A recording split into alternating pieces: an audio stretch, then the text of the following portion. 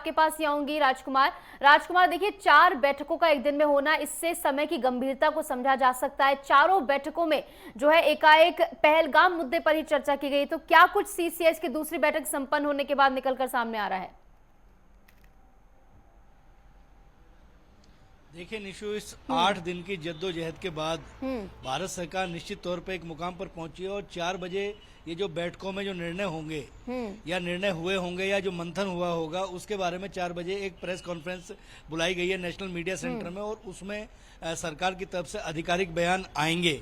तब तक कुछ भी कहना इसमें कहीं ना कहीं जल्दबाजी होगी, क्योंकि कयास मीडिया में लगाए जा रहे हैं। लेकिन एक बात जरूर तय है, जिस तरीके से अभी एक राष्ट्रीय सुरक्षा सलाहकार बोर्ड का एक गठन किया गया है, जिसमें 7 सदस्य होंगे। आलोक जोशी जो होंगे, रॉ के पूर्व निदेशक रहे हैं, वो उसके अध्यक्ष बनाए गए हैं। 2 आईपीएस अधिकारी होंगे, 2 सैन्य अधिकारी होंगे। उसके अलावा विदेश मंत्रालय में जो कार्यरत अधिकारी रहे हैं उनका भी एक बोर्ड बनाया गया। तो इस बात से एक बात तो जरूर तय हो जाती है कि कहीं ना कहीं एक इंटेलिजेंस फेलियर सामने आया है इस पूरे घटनाक्रम में। क्योंकि अगर पहले इस बात का इल्म होता कि अगर इस तरीके की घटनाओं को अंजाम देने के लिए मंसूबे लगाए जाए, क्योंकि इस तरीके की घटनाओं को एक दिन में अंजाम नहीं दिया जा सकता। इस बात को सरकार ने बहुत गंभीरता से लिया है और अपने अंदर, क्योंकि हमें कहीं ना कहीं पाकिस्तान को सबक सिखाने से पहले अपने हिंदुस्तान की सरजमी को हमें सुरक्षित करना होगा। जो गद्दार यहाँ पे बैठे हुए हैं उन गद्दारों की टोह लेनी होगी, उन गद्दारों का पता करना होगा। तो ये जो नया सुरक्षा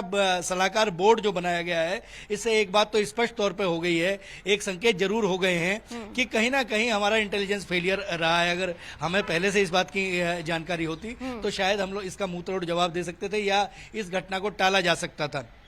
लेकिन किस तरीके के परिणाम सामने आएंगे, किस तरीके की चीजें आएंगी। एक बात और सामने आई है कि जिस तरीके से पाकिस्तान की तरफ से आधिकारिक बयान, वहां के रक्षा मंत्री, वहां के और सेना प्रमुख भी जो मंच से जो बयान दे रहे हैं, वहां के विदेश मंत्रालय की तरफ से भी जो बयान दिए जा रहे हैं, मंत्री जैसे पद पर, क्योंकि मंत्री जो शपथ लेता है तो उसको गोपनीयता और तमाम तरह की जो शपथ होती है उसमें बंधना होता है। लेकिन पाकिस्तान की तरफ से जिस तरीके से बयानबाजी की गई है, ये पूरी दुनिया में बेनकाब हुआ है। और 4 बजे इस घटनाक्रम से भी पूरी तरीके से भारत सरकार ने किस तरीके से इन बैठकों में मंथन चिंतन मनन करने के बाद किस मुकाम पे सरकार पहुंची है 4 बजे सामने आएगा। और बिल्कुल आपने सही कहा कि पाकिस्तान में लगातार तमाम जो मंत्री आसीन है बड़े पदों पर, उनकी ओर से भी ऐसे गैर जिम्मेदाराना बयान दिए जा रहे। एक बार श्रीनगर आपको ले चलते हैं, हमारे साथ अजहर वहां से जुड़े हुए। अजहर, क्या कुछ हाल है श्रीनगर में? किस तरीके से व्यवस्थाएं वहां पर की गई, सुरक्षा व्यवस्था को लेकर क्या कुछ वहां पर अलर्ट है?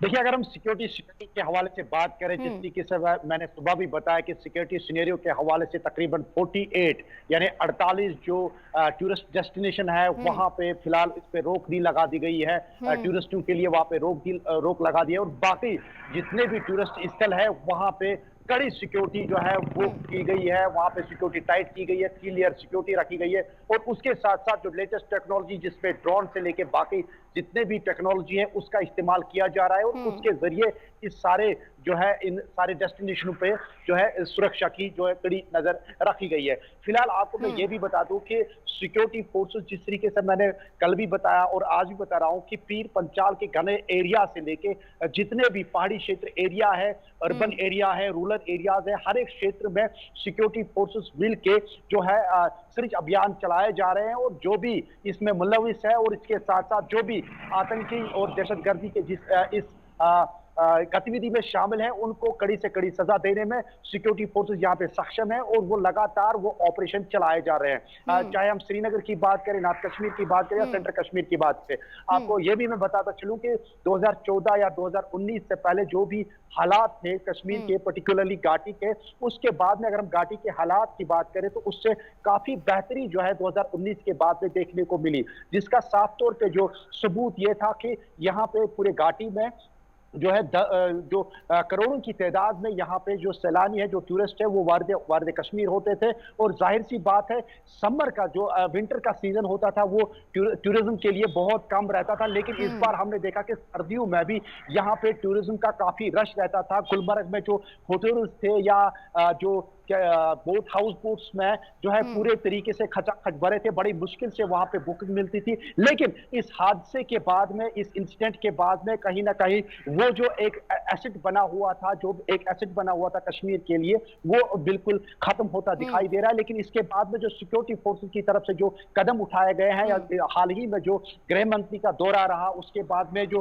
पीएम नरेंद्र मोदी जी के जो पे दर पे जो फैसले लिए गए, जो ऑर्डर्स निकाले गए, हालांकि आज भी जो है मीटिंग पे मीटिंग लिए जा रहे हैं, और इसके बाद में जो स्थिति बिल्कुल है अभी अजहर, घाटी में बिल्कुल समान है। जी ठीक है।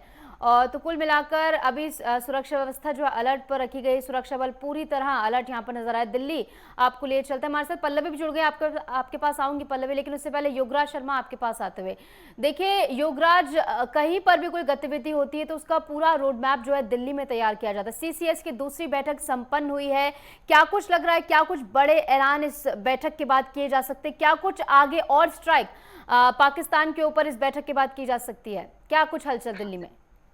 देखिए, जहां तक दिल्ली की बात है और भारत की बात है, दोनों देशों के अंदर ये फर्क है कि एक छोटा देश है जो लगातार बड़बड़ किए जा रहा है, उनके मंत्री जो है लगातार बयान दिए जा रहे हैं, और भारत जैसा विशाल देश अपनी रणनीति को पूरी तरह से तैयार करके सीधा एक्शन करने वाला देश है। वो कोई हमारे किसी बड़े नेता ने कोई ऐसा बयान नहीं दिया, लेकिन तैयारियां जिस तरह से चल रही हैं वो पाकिस्तान को मुंह तोड़ जवाब देने के लिए काफी होंगी, और आकाश के माध्यम से हो या जल के माध्यम से हो या थल सेना के माध्यम से हो, तीनों तरह से हमारी सेनाएं तैयार हो चुकी हैं। और कल ही प्रधानमंत्री नरेंद्र मोदी ने सेनाओं को खुली छूट दे दी थी और ये कह दिया था कि एक्शन का समय, जगह और तरीका तीनों वह सेनाएं जो है वो तय करें। इतनी खुली छूट मिलना बहुत बड़ी बात है, और सेनाओं ने जिस तरह से तैयारी की हुई है, भारत की सेनाएं पूरी तरह से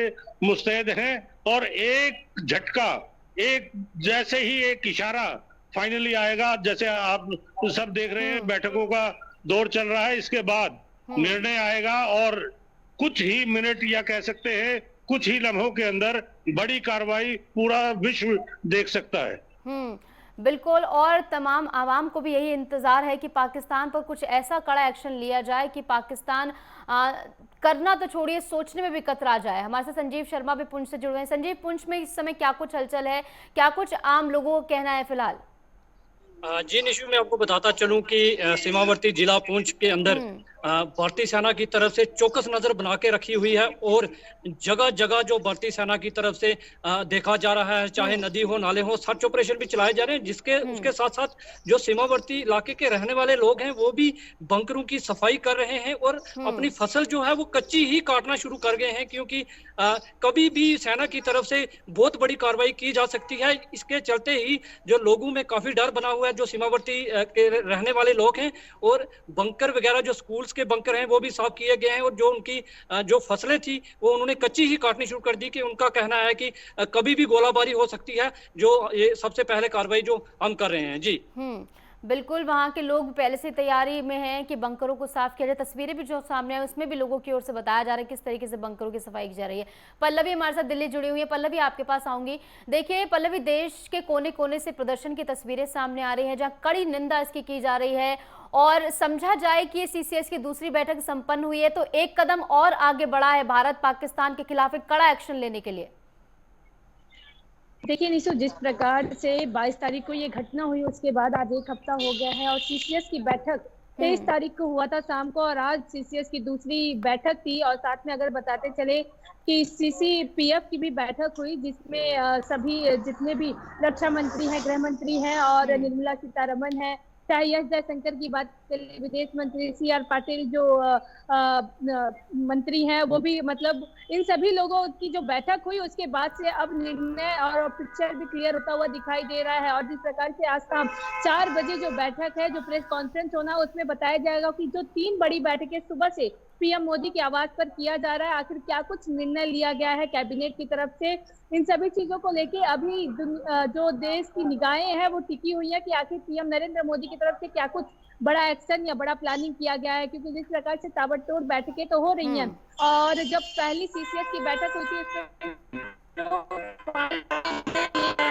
उसको भी लेके जो बैठक में कहा गया था कि सिंधु नदी का पानी बंद कर दिया जाएगा, 48 घंटे में जितने भी पाकिस्तान को उच्चायोग के लोग हैं वो चले जाएं, और फिर 30 जितने भी लोग वीजा पे आए हैं वो 30 तारीख तक चले जाएं। आज 30 तारीख है और कई जगह पे जो कस्बे हैं जो जहाँ पे पाकिस्तान लोग रह रहे हैं वहाँ पे पुलिस वेरिफिकेशन भी शुरू हो चुका है, और देखा जा रहा है कि आखिर कौन भारत अभी छोड़ के नहीं गया, क्योंकि भारत की तरफ से लगातार कह दिया गया है और वो 23 तारीख को सीसीएस की पहली बैठक में ही कह दिया गया था कि एक हफ्ते के अंदर वो अपने पाकिस्तान चले जाए। साथ में ही अब लोगों की निगाहें कहीं ना कहीं सीमा हैदर पे भी टिकी हुई है। निशु, सीमा हैदर को भी कहा जा रहा है कि अभी उनको भारतीय नागरिकता नहीं मिल पाई है, तो इसको भी लेकिन कहीं ना कहीं उनके जो वकील है वो भी उनका पक्ष लेते हुए दिखाई दे रहे हैं। पर अब सीमा हैदर पे भी लोगों की निगाहें टिकी है कि आखिर भारत सरकार उन पे क्या कार्रवाई करती है, क्योंकि अभी कुछ हाल फिलहाल में 1 महीने पहले उन्होंने एक बेटी का जन्म दिया है। साथ में अगर बात करें दिल्ली की सुरक्षा व्यवस्था पे लोगों में आक्रोश अगर देखने की बात करें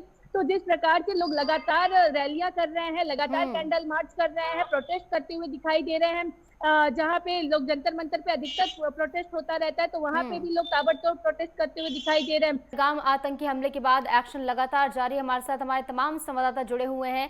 हमारे साथ राजकुमार लगातार बने हुए। राजकुमार, आपके पास आएंगे। देखिए, जिस तरीके से खुली छूट सेना को दे दी गई है ऐसा पहले कभी नहीं हुआ है, लेकिन जब प्रधानमंत्री नरेंद्र मोदी की सरकार जब से आई तब से सेना को पावरफुल बनाने के लिए कई कदम उठाए गए हैं। तो इस बार किस तरीके से कड़ा एक्शन पाकिस्तान के खिलाफ लिया जा सकता है जो कि नजीर बने?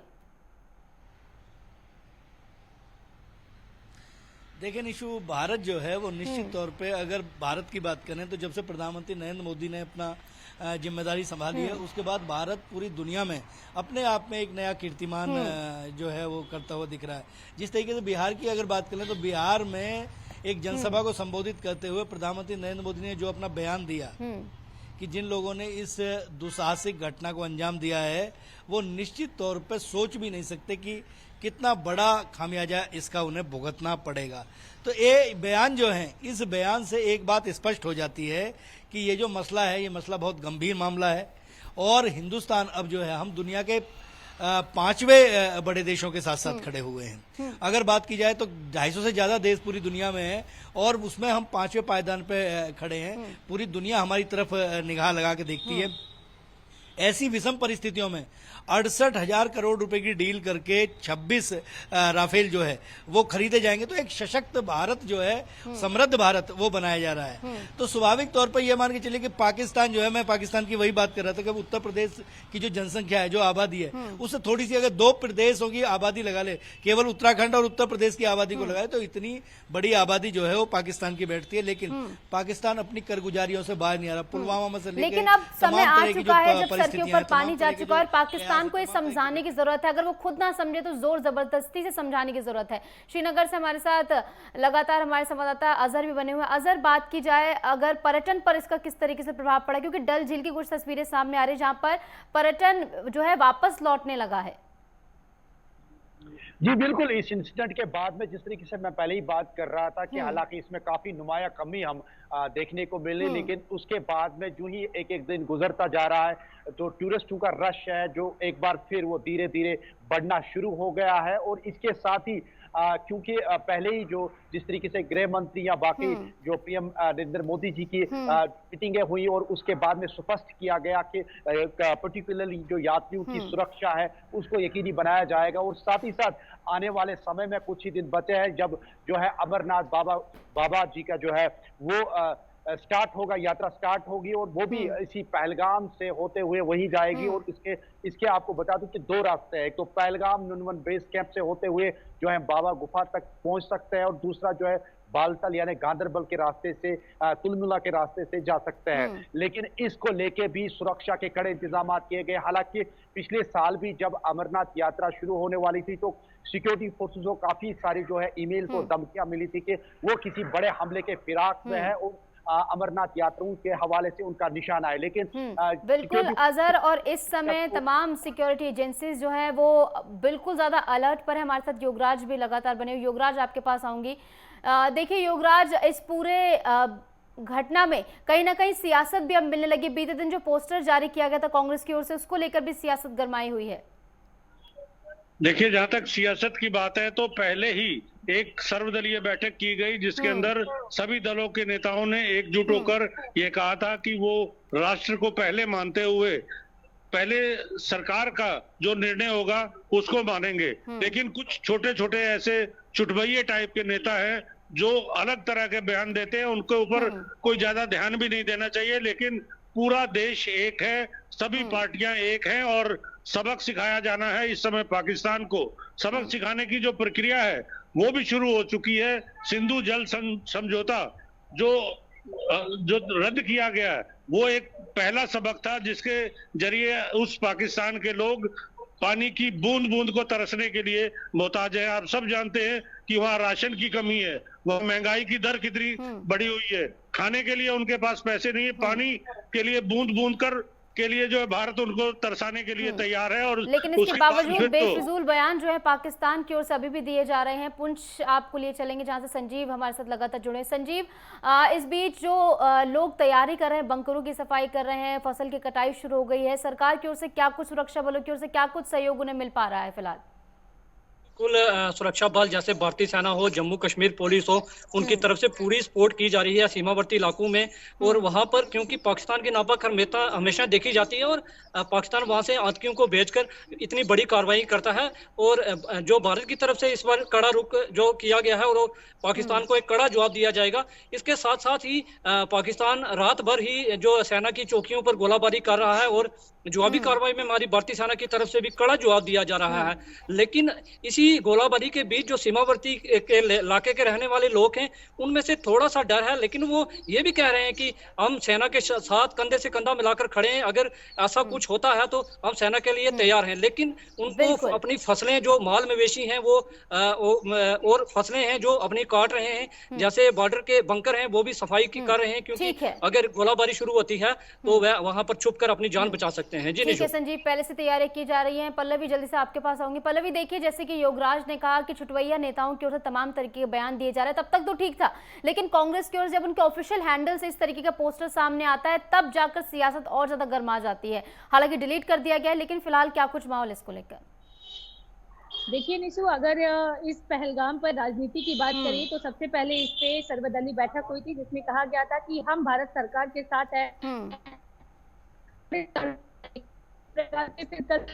ट्विटर हैंडल पे एक्स पोस्ट जो किया गया जिसपे गायक सर दिख रहा है और अपने उम्मीदों से भागते हुए पीएम मोदी, ऐसा जो पोस्टर वायरल किया गया था उसके बाद से लगातार सियासत भी तेज हो गई थी। पर अब उसे अपने एक्स अकाउंट से डिलीट कर दिया गया है कांग्रेस की तरफ से। और कहीं ना कहीं ऐसे नेता हैं जो माफी मांगते हुए भी दिखाई दे रहे हैं। और जो भारतीय जनता पार्टी की तरफ से इस पे प्रतिक्रिया दी जा रही है, उनका ये कहना है कि ये जो बयान है, ये जो पोस्टर वायरल किया गया है, इस पे सियासत ना करके हम पहले पहलगाम पर एक्शन लेंगे, उसके बाद कहीं ना कहीं इस पे बिल्कुल पल्लवी, और अब इंतजार है 4 बजे का जब प्रेस ब्रीफिंग होगी, उसमें बताया जाएगा सीसीएस की दूसरी बैठक संपन्न होने के बाद क्या कुछ बड़े फैसले लिए गए हैं। फिलहाल बहुत बहुत शुक्रिया आप सभी का जुड़ने के लिए और तमाम जानकारी साझा करने के लिए।